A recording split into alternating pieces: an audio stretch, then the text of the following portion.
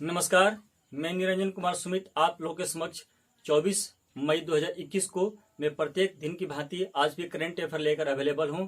और आज मैं आपको करंट अफेयर के माध्यम से अंतर्राष्ट्रीय, राष्ट्रीय और राज्य स्तर पर, चाहे भूगोल से संबंधित हो, चाहे इतिहास से संबंधित हो, चाहे पर्यावरण से संबंधित हो, या फिर कहीं न कहीं बायोडाइवर्सिटी से संबंधित हो, या फिर साइंस एंड टेक्नोलॉजी से संबंधित हो, उन सभी व्यवस्थाओं को मैं अपने करंट अफेयर के माध्यम से, जो कि जीएस ट्रेडिशनल और नॉन ट्रेडिशनल के तौर पर मैं आपको बताने वाला हूं। आप मेरे चैनल को सब्सक्राइब करें, कमेंट करें, शेयर करें और साथ ही साथ ये जरूर बताएं कि मेरे अंदर क्या त्रुटियां हैं। जैसा कि आपको पता है कि कल मैंने आपसे प्रश्न पूछा था कि बिहार के प्रथम प्रधानमंत्री, जी हाँ, बहुत सारे लोगों को यह आश्चर्यचकित लगा होगा कि बिहार के प्रथम प्रधानमंत्री का नाम क्या था। तो हमारे जो 3 सब्सक्राइबर हैं उन्होंने प्रश्न का उत्तर दिया। पहले व्यक्ति का नाम उदय कुमार, दूसरे व्यक्ति का नाम चंद्र कुमार और तीसरे व्यक्ति का नाम अंकित कुमार, जिनका नाम शशि कुमार भी है। तो इन तीनों व्यक्तियों ने आंसर दिया। उस प्रधानमंत्री का नाम, बिहार के प्रथम प्रधानमंत्री का नाम क्या? उनका नाम मोहम्मद यूनुस। जी हाँ, बिल्कुल। और बीपीएससी से संबंधित जितने भी, बिहार एसआई से संबंधित जितने भी, बीएसएससी से संबंधित जितने भी परीक्षाओं हैं, इन परीक्षाओं में ऐसा प्रश्न पूछा जा सकता है, जो कि मतलब कि विद्यार्थी के लिए ज्यादा अतिशयोक्ति न हो। तो चलते हैं आज के हम लोग अपने करंट अफेयर की तरफ। और आज का पहला प्रश्न है कि मृदुल कुमार किस देश में भारत के राजदूत नियुक्त हुए है? Option A Malaysia, option B Mexico, option C West Indies, option D चीन। इस प्रश्न का उत्तर हो जाएगा मेक्सिको। जी हाँ, मेक्सिको, जो कि उत्तरी अमेरिका के अंतर्गत आता है। ये नॉर्थ अमेरिका के अंतर्गत आता है। और नॉर्थ अमेरिका के अंतर्गत जो मेक्सिको है, इसमें हमारे भारत के राजदूत मृदुल कुमार को नियुक्त किया गया है। आप इसको अपने नोटबुक और पेन के माध्यम से आप इसको लिख सकते हैं। दूसरे प्रश्न की तरफ चलते हैं। यूईएफए महिला चैंपियनशिप लीग 2021 खिताब किस क्लब ने जीता? फिर मैं रिपीट कर दे रहा हूँ। यूईएफए महिला चैंपियनशिप लीग 2020-21 खिताब किस क्लब ने जीता? Option A Madrid, option B Brasilia, option C Barcelona और ऑप्शन डी इनमें से कोई नहीं। इस प्रश्न का उत्तर हो जाएगा ऑप्शन सी हो जाएगा बार्सिलोना। बार्सिलोना जो है, इस प्रश्न का उत्तर हो जाएगा। यूईएफए मतलब मैं बता दूं कि the union European federation of association, इसका फुल फॉर्म होगा। अगले प्रश्न की तरफ चलते हैं। सच कहूं तो किसकी आत्मकथा है? जी हाँ, एक किताब है, एक बुक है, और उस बुक का नाम क्या है? सच कहूं तो। इस बुक के लेखक जो हैं वो कौन है और जिन्होंने अपनी आत्मकथा को इस बुक में डाला है? Option A Neena Gupta, option B Neera Rai, option C Meira Kumar, option D Sumitra Mahajan. जी, इस प्रश्न का उत्तर हो जाएगा नीना गुप्ता। जी हाँ, नीना गुप्ता जो कि एक राइटर है और ये अपने जीवन के बारे में इन्होंने लिखा है, और उस किताब का क्या नाम है? सच कहूं तो। अगले प्रश्न की तरफ चलते हैं। हमारा अगला चौथा प्रश्न है आज का। पीएम स्वास्थ्य सुरक्षा योजना के तहत कितने एम्स AIIMS की मंजूरी दी गई? फिर से, पीएम स्वास्थ्य सुरक्षा योजना के तहत कितने AIIMS की मंजूरी दी गई? Option A 14, option B 15, option C 16, option D 22। इस प्रश्न का उत्तर हो जाएगा ऑप्शन डी हो जाएगा 22। यानी पहले 6 और प्लस में अब 16, यानी 16 और 6 कितना हो गया? 22। यानी ऑप्शन डी हो जाएगा 22। चलते हैं हम अगले प्रश्न की तरफ। हमारा अगला प्रश्न है अंतरिक्ष विज्ञान दूरबीन जेम्स वेब स्पेस टेलीस्कोप। फिर से मैं रिपीट कर दे रहा हूँ। अंतरिक्ष विज्ञान दूरबीन, उसका नाम है जेम्स वेब स्पेस टेलीस्कोप, किसने विकसित की? Option A ISRO, option B NASA, option C SpaceX और ऑप्शन डी इनमें से कोई नहीं। इस प्रश्न का उत्तर हो जाएगा आपका ऑप्शन बी हो जाएगा नासा। जी हाँ, नासा जो कि अमेरिका की ये अंतरिक्ष एजेंसी है, और इस अंतरिक्ष एजेंसी के द्वारा एक बहुत ही शक्तिशाली दूरबीन को विकसित किया गया। उस दूरबीन का नाम है जेम्स वेब स्पेस टेलीस्कोप। जो नासा है, इससे संबंधित मैं बात बता दूं कि 29 जुलाई 1958 को इसकी स्थापना हुई, और इसका जो मुख्यालय है वो वाशिंगटन DC यानी यूएसए अमेरिका में है नासा। और नासा जो है वो अमेरिका की अंतरिक्ष एजेंसी है। जो ऑप्शन ए है इसरो, ये भारत की अंतरिक्ष एजेंसी है। और जो स्पेस एक्स है, ये भी अमेरिका की अंतरिक्ष एजेंसी है, लेकिन एक प्राइवेट है। अगले प्रश्न की तरफ चलते हैं। अक्षय ऊर्जा देश आकर्षण सूचकांक, जी हाँ, अक्षय ऊर्जा देश आकर्षण सूचकांक में शीर्ष पर कौन है? Option A USA, option B चीन, option C Bharat, option D Pakistan.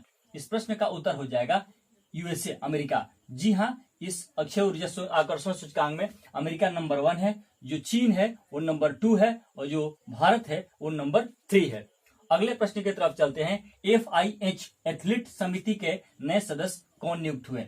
FIH, फिर मैं रिपीट कर, एथलीट समिति के नए सदस्य कौन नियुक्त हुए हैं? Option A Rajesh, option B PR Sreejesh, option C Rakesh Srivastava और ऑप्शन डी नारायण स्वामी। इस प्रश्न का उत्तर हो जाएगा PR श्री राजेश। जी हाँ, PR श्री राजेश जो है वो FIH एथलेट समिति के नए सदस्य नियुक्त हुए हैं। चलते हैं कि FIH का फुल फॉर्म क्या होता है। तो I से हो जाएगा इंटरनेशनल, H से हो जाएगा हॉकी और F से हो जाएगा फेडरेशन।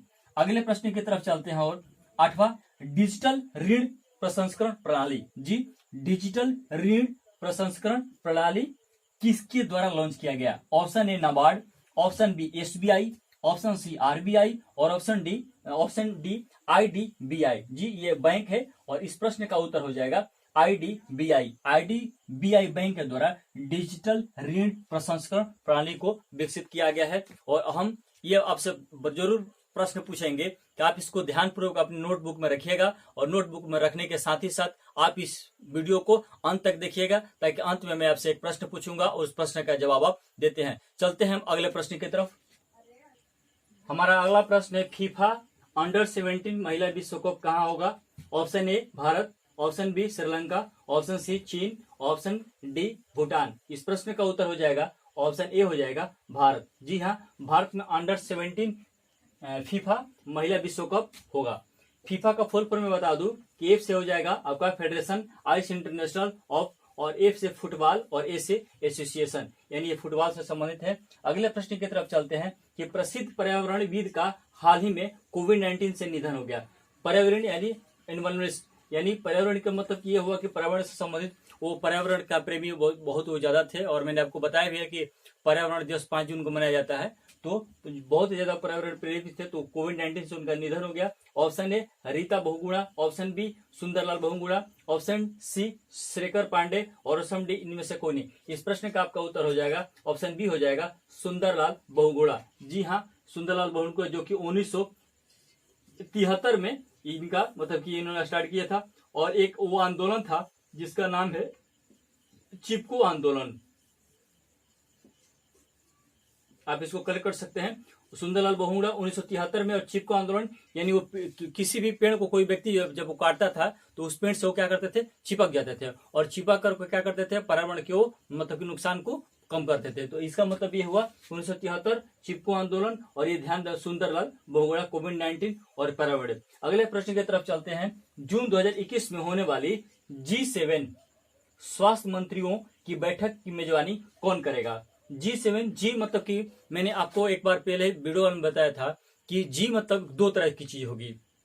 जी मतलब कि एक ग्रुप होगा और एक जी मतलब कि जनरेशन होगा। जो आप 2G, 3G, 4G, 5G mobile app चलाते हैं उसमें जी का मतलब जनरेशन होगा, और जबकि यदि G6, G7, G20 लिखा हुआ है तो वहां पर जी का मतलब ग्रुप होगा। यानी उन्नतिशील हो कहें, विकसित कहें, विकासशील कहें, वैसे देशों का वो क्या होगा, संगठन होगा। यहाँ पर दिया हुआ है कि जून 2021 में होने वाली G7 स्वास्थ्य मंत्रियों की बैठक की मेजबानी कौन करेगा? Option A Chicago university, option B California university, option C Oxford university और ऑप्शन डी इनमें से कोई नहीं। इस प्रश्न का आपका उत्तर हो जाएगा ऑप्शन सी हो जाएगा ऑक्सफोर्ड यूनिवर्सिटी। जी हाँ, ऑक्सफोर्ड यूनिवर्सिटी के द्वारा G20 स्वास्थ्य मंत्रियों की बैठक, यानी उसमें सिर्फ हेल्थ मिनिस्टर उसमें मतलब कि भाग लेंगे। और कितने देशों के हेल्थ मिनिस्टर भाग लेंगे?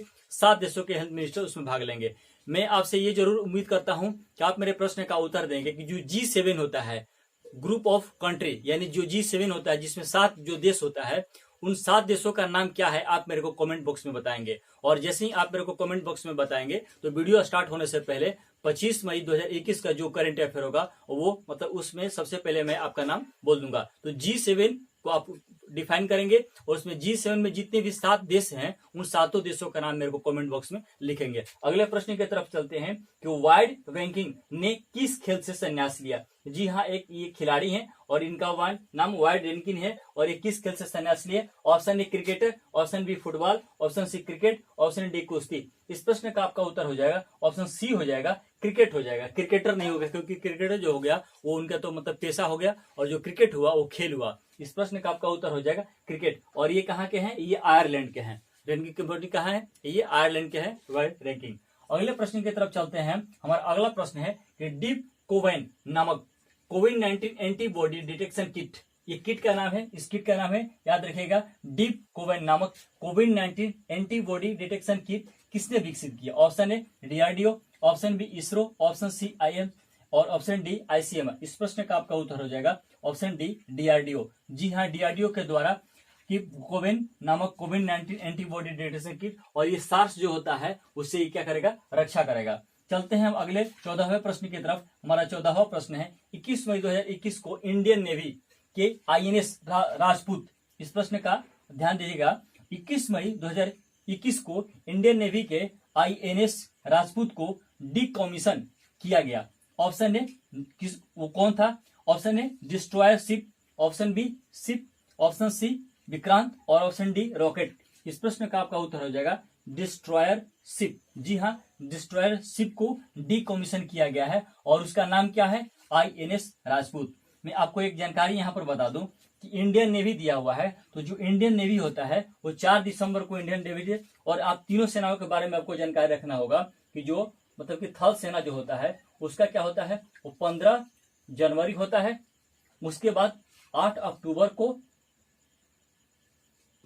इंडियन आर्मी डे मनाया जाता है। 15 जनवरी को 8 अक्टूबर को मनाया जाता है इंडियन एयरफोर्स डे, और 4 दिसंबर को मनाया जाता है इंडियन नेवी डे। ये आप इसको जानकारी रखेंगे। इसका हेड क्वार्टर कहाँ है इंडियन नेवी का? न्यू दिल्ली है। और इसमें एक और खास ज्यादा जानकारी ये है कि जो मतलब कि जो नौसेनाएं होती है, वायु सेनाएं होती है, थल सेनाएं होती है, वो अन्य देशों के साथ क्या करते हैं, वो लोग एक अपना सैन्य अभ्यास करते हैं। यहाँ पर ये बहुत ही महत्वपूर्ण जानकारी देने, जो नौसेना अभ्यास होता है उसमें एक चर्चित अभ्यास है, उसका नाम है मालाबार।